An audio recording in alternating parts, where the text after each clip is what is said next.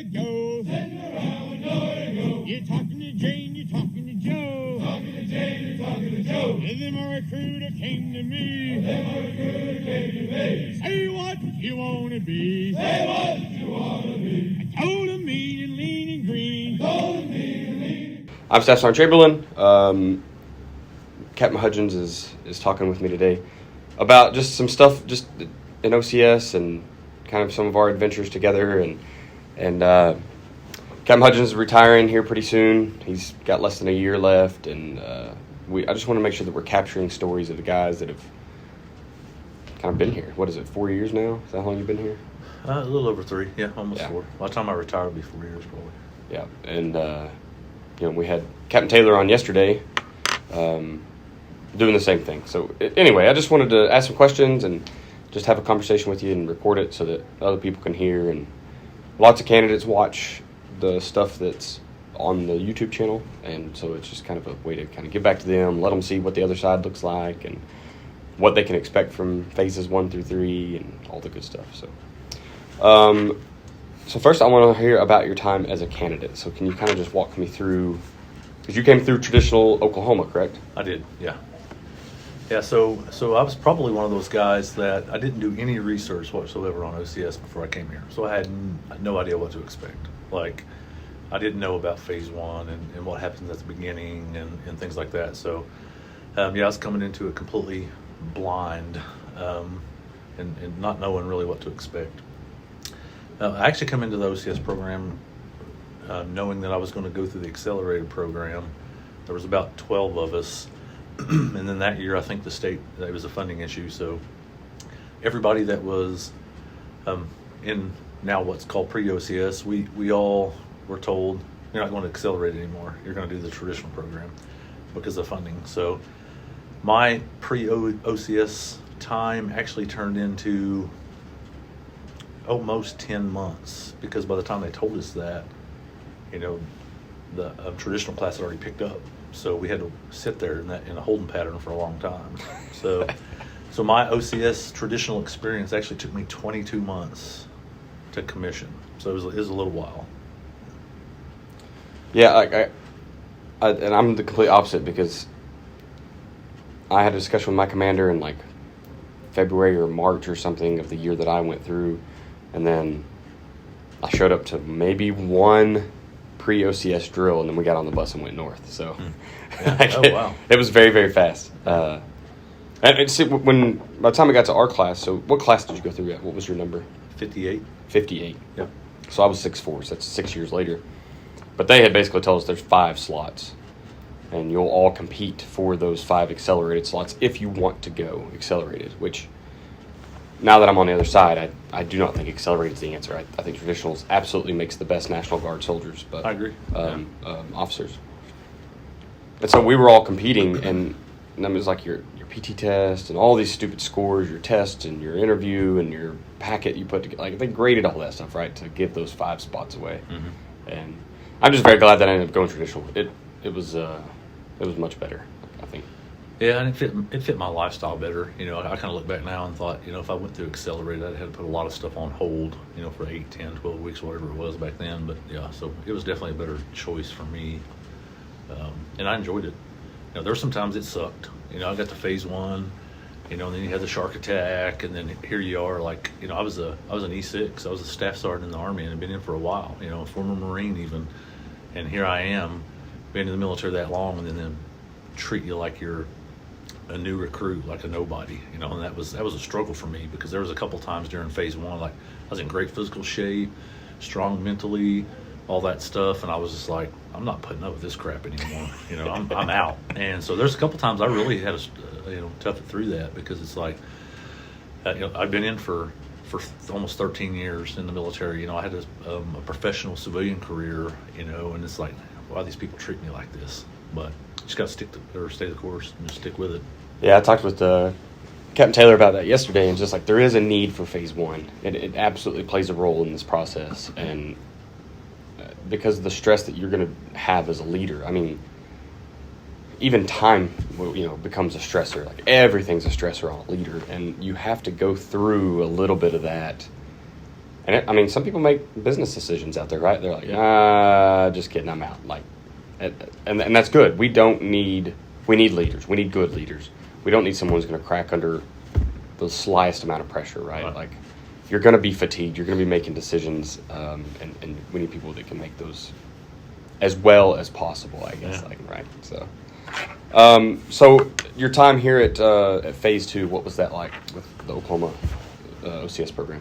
So, honestly, the first 4 or 5 months, it was almost a continuation of Phase 1. It was like, and the same types of things, getting smoked daily, every hour on the hour, you had a tack break and you're outside for 10 minutes just getting thrashed. But it worked, and we expected it, and it was good because it woke us up, it kept us focused while we were in the classroom, and it taught us attention to detail and a lot of discipline. So, but yeah, and so Phase 2 was probably, I adapted well to it really quick, and 12 months went by really fast, and so I know there are times, because we had a pretty small class, there was times you might have back-to-back months where you're in a leadership position. So 2 weeks out from drill, you're like starting to get nervous and you're stressed and you're like, I really don't want to go to drill, but you can't miss one.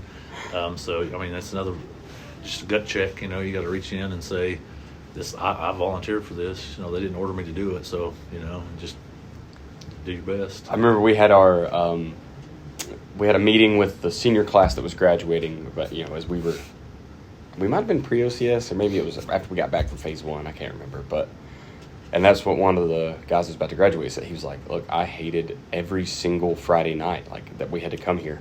I had crazy thoughts. I was like, well, what if I just keep driving? Like, no one will know where I am. It's fine, right? Like, you have those moments. You're just like, this sucks. I don't want to. Anxiety is high. I'm not like I don't suffer from like, diagnosed anxiety or anything crazy. But yeah, there were times that I'm just like, I want to go through with this. Like, this is stupid. But you just kind of stay the course. And I think it's designed that way because it takes you out of your comfort zone. And that's when I think, puts you under that little bit of stress, and you, somebody on the outside looking in at how you're doing can really tell how you're really going to do when you're under extreme stress. Right. But yeah, like constantly, Phase 2 is designed to constantly keep you out of your comfort zone. Yeah, and things have changed, right? There's obviously been a shift in the way that we do things, and kind of now when you get done with Phase 1, you're really just kind of done with Phase 1, and it doesn't have the bleed over that it used to have. But I can remember, like, you're waiting for January or February because you think that's like the halfway mark. Like, right. Maybe we can get away from this, right? And then it was never, but it's not a time standard, and we didn't know that as candidates until we had. So we used to do a thing that was called the Veteran Center brief, right? And I don't think it was ever. You never had to do one, that right? That came after us, after my class. class. So it came after you, and it went out again before you came back. Yes, correct. So we would go to the local veteran hospital, and we would interview guys and just let them tell their story, kind of like what we're trying to do here today, right? We're just trying to capture stories. But so we would go in, and you may have to have like 5 or 10 interviews with these guys that are, staying in the veteran center there. But at the end of it, so we'd have like 4, 5, 6 months. At the end, we would have a drill that we just went to the veteran center. We invited all their family and friends of everyone who volunteered. It was not, they volunteered to tell their story.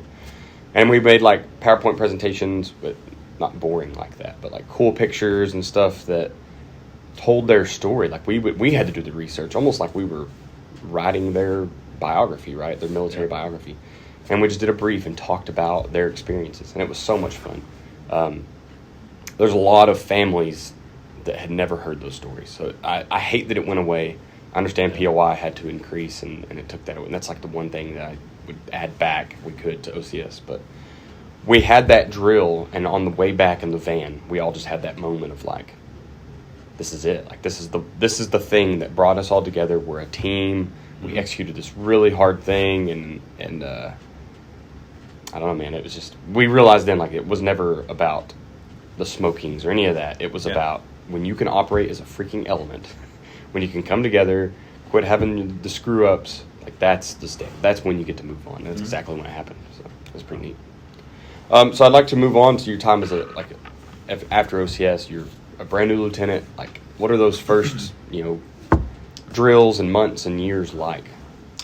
Yep. So my first assignment, I actually branched armor originally, and I was able to get that changed to engineer, the engineer corps before I went off to Bullock. But so my first few months, I actually drilled as an armor officer in Bravo Troop of the 180th, and I mean, you think you're prepared when you get done with OCS. You get all this information and all these pointers and tips and stuff how to be a really good platoon leader, but you don't know until you get there and you start doing the job. And one of the things I remember them telling me in OCS through the whole entire process was like, when you get to your first unit, you become really good friends and really good buddies with your platoon sergeant. So I kind of took that to heart. I was a previous enlisted guy, and I never was a platoon sergeant, but I was a squad leader and was an acting platoon sergeant for a while. So that's what I was going to do. And my first drill, my platoon sergeant was AWOL the entire time. And so my second drill there, my company commander was like, "That's your platoon sergeant. You need to fire him and pick you a new one, because that guy just doesn't seem like he's going to be reliable." So I had to do that, like drill 2 of my officer career, and I had to fire a platoon sergeant. They'd been in there for like 9 years, and he wasn't happy, but I made the right choice. I got rid of him, and I picked a really competent guy, and like I said, we were a good team, we were a good duo, and so I think OCS really prepared me to be a second lieutenant. I did have some previous experience on the enlisted side, so that helped me as well, but I didn't have any major problems or anything like that. I just kind of fell into that op-tempo flow and learned who my platoon was, and my main focus was to learn as much as I could about each soldier in my platoon. Were they married?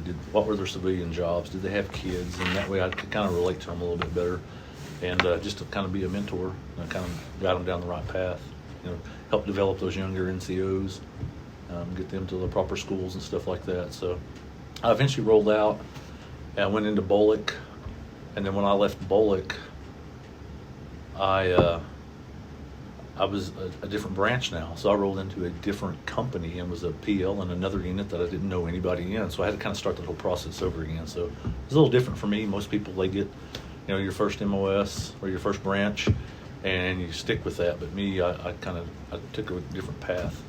So did your leadership throw you, like, every officer, it seems like the new one, they always have to run the range, right? You got to go run the range that year for AT.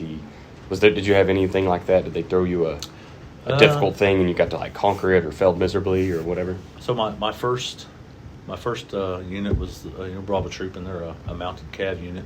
So it was my second drill. I just picked my new platoon sergeant because I fired my previous, and they were like, "Hey, you're doing the convoy brief. You're running the convoy this month." And I'm like, "Shit, no one told me in between drills." So here I am, like, coming up with a convoy brief and things like that, and I'm responsible to make sure everybody's got everything, the trucks are lined up in proper order. I give a really good brief of the route and things like that, what our mission's going to be when we go there. And so, that was kind of thrown at me early on, which it was fine. I platoon sergeant, I got with him and was like, "I know you've done these," and on the enlisted side, I'd done something very similar, so it wasn't that difficult. And then, of course, when I got done with engineer school, and I was in with my new unit, I was a second lieutenant there, a PL. I did, I run a couple of ranges and stuff like that. So, but do you think your time is like on the enlisted side? How did that translate to when you became an officer? Like, where did it help you? Did you get extra buy-in, or just that experience? How did that tie in? So, kind of twofold. So on one side of it, it was like I've been there, and so I can relate to those guys. One thing that I caught myself doing was I related to them so much that I still almost considered myself an enlisted soldier for almost a year. Like, it took me a while to get over that hump. I'm not an enlisted soldier anymore. I'm an officer now. So, I mean, if I did see soldiers doing something wrong, I'm like up there, like correcting them and things like that. And it's like, I actually had a company commander that reeled me in. He calls me in his office and said, "It's not your job. It's not your function. If you have a problem with a soldier in your platoon or whatever, you need to let your platoon sergeant know that, you need to be kind of a neutral party. And so, yeah, it was a little different. I definitely, I'm sure my class thought that I was a jerk because I came in as an E6 and went through 6-4 with those guys, and I couldn't turn that off either, right? Even no matter if I was in leadership or not, like, and I use that now because I tell the candidates, like, if you're not in leadership, just shut up. Like, you don't have anything to say. You're just doing what you're told. And so it hurt me. It hurt me more than it helped me, I think. Like managing time, or where's our commander now? Major Q. Getting things done, executing, that worked well. Like I was better at it. But I couldn't turn off the correction, the fixing people, I don't know. So it was I found that my NCO time hurt me in OCS more than it helped me. You could solve problems, but people didn't always want their problem solved, right? Like they wanted to do it because they're in leadership, and you're like, well, here's how you simply solve that. Well, they don't gain anything. So anyway, so you got to come back to OCS. So how'd you get back here, and then how did you get on the path that you're at now? So I mean, I was in the engineer battalion for about 6 years. I was a PL. I was a company XO. The battalion S4 officer, and then I did 2 years company command. And then once I'd done that, I kind of based off what they said, I kind of checked all the boxes from where I was at that position, and they kind of gave me a choice. They basically said, you can kind of go and do whatever you want. So I chose a broadening assignment, and there was a captain here at the time, Captain Stice, who was an engineer, and he come from the same battalion as me. So we literally said, what if we just switch spots? He needs company command time. He can take over my company. I can come up here and get involved in the OCS program because that's kind of what I wanted to do. So that's how I ended up here.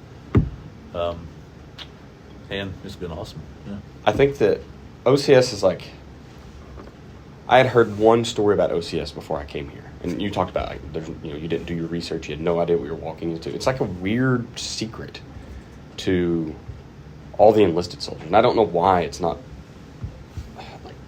They should sell it to more people because, the only thing I'd ever heard is I had one soldier that I had deployed with to Iraq, and he folded all of his clothes in the 6-inch roll, right? And I was like, why do you do that? And he's like, I went through OCS, and this is how we did things, and it just stuck with me. I'm like, well, that's super weird. And then in Afghanistan, I had an E5 under me that he had came through phase 1 and quit because of what you mentioned earlier. Like, it's stupid. You're not going to treat me this way. Yeah. So that's the only two things I had about OCS. That's the only thing I knew.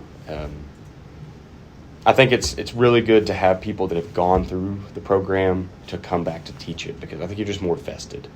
It is a good program, and we know what the value of everything we do is, whether it's phase 1 or any of the rucks, or any of the mentoring, even getting smoked. The attention to detail has a purpose, right? We need you to be detail oriented and have that discipline. So I think it's good when people come back, and like you said, you wanted to be here. That's awesome. You're not having to force people into this, and the program kind of thrives off that, I think. Yeah. And honestly, it's going to change from year to year. Depends on the direction of the Army or whatever, but when I got back, things had changed, but that basic core, it was still there. Things ran almost the exact same way. There's some slight differences. So it was easy for me to fall back in. I started remembering back, because when you finish the program as a candidate and you commission, you try to purge that from your memory. So when I came back, it took me a little bit to try to, remember everything that I'd gone through and how I was going to use that to help me as a cadre here. So. Right. So what, cadre now, what do you think about it? It's quite a bit of fun, right? Attack and it's a lot of fun, and I think one of the biggest things for me is just you're actually teaching the future officers in the Army, and so it's you kind of take it personal sometimes. You want to develop a good product. You want to make them or get them to a point where when they leave here, they continue to do that themselves, just better themselves. So it's pretty fun. And then some people kind of look at it, and this is kind of what I did, is it's kind of a break. It's kind of you're not in an op-tempo unit. You don't have all that stress and anxiety and stuff because you're on the go constantly. Here we've got time. We can sit back and kind of relax a little bit and go with the program. I mean, I do see we're obviously very busy. OCS is, if you think back to like your time as a candidate, like every month there's a huge physical event, or what we used to. It was the smokings. It was the tack breaks and all that. You generally have tests. You're in the field some. I mean, there's something every month that you're looking forward to. Going, I don't know if I'm ready for that. Right. On the cadre side, I do the schedule. The schedule that's a year out, and it's just.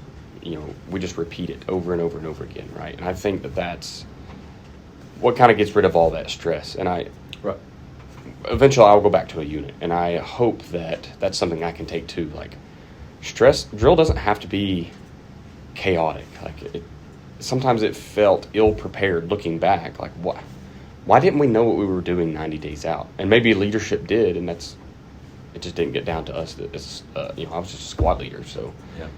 Maybe it didn't get to me fully. I don't know. So maybe that's something I can take with me and just, as I go back to the platoon and make sure everyone knows, like, there is a plan. We're not crazy.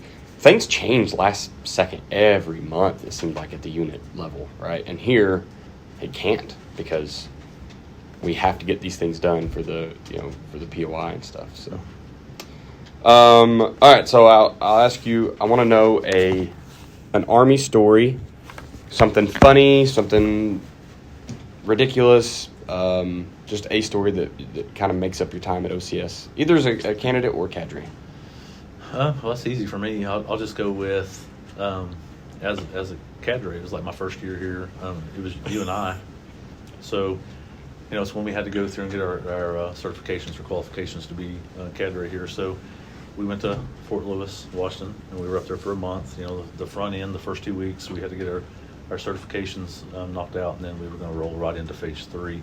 So, and we had some time off. There was those were schools that were, a week long apiece, but honestly, we were only in class 3 or 4 days. One of them was like 2.5 days or something, right? It was weird. Yeah, it was so we took advantage of that, So we ventured out and we explored, and here we're in the mountains one minute, and we're off somewhere else the next, and That Ford Fiesta, I've never had so much fun. Yeah, so I was about our rental car was the Ford Fiesta, and 1 minute we're in the in the mountains with the snow, and here we are venturing out, and so we swung into this. We headed to the coast because we wanted to see the Pacific Ocean, and it was a couple hours away from where we were at, and we swung in this a pub or a bar or something that was on the side of the road. We were like, we're going to have a newsflash: we drink beer.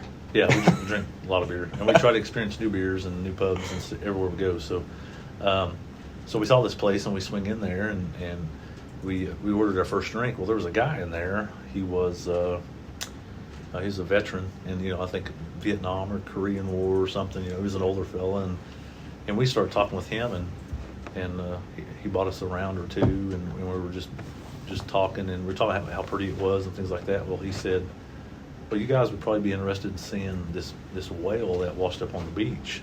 So, Daniel and I, we were like, huh. So we hop in the car, this little Ford Fiesta. It's like a tiny car. It's so small I can't even drive because I'm 6'4".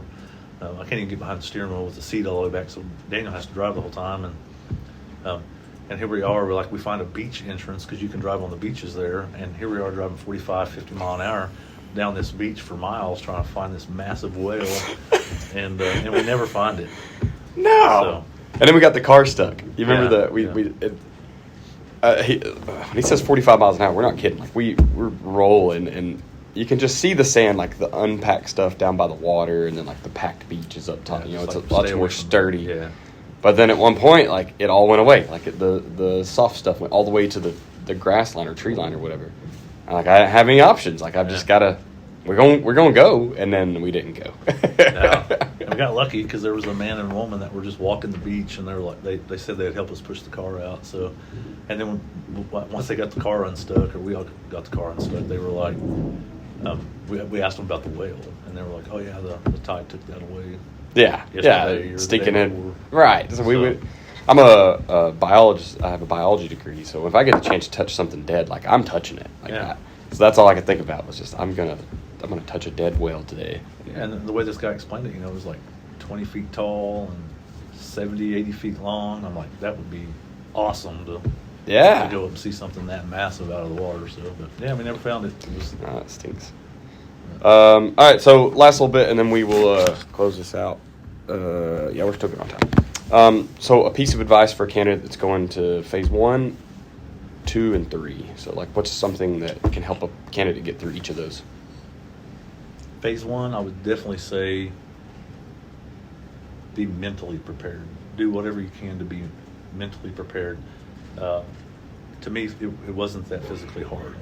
You know, I mean, yeah, you're on the go. You know, you need some endurance. You're up early in the morning, late at night.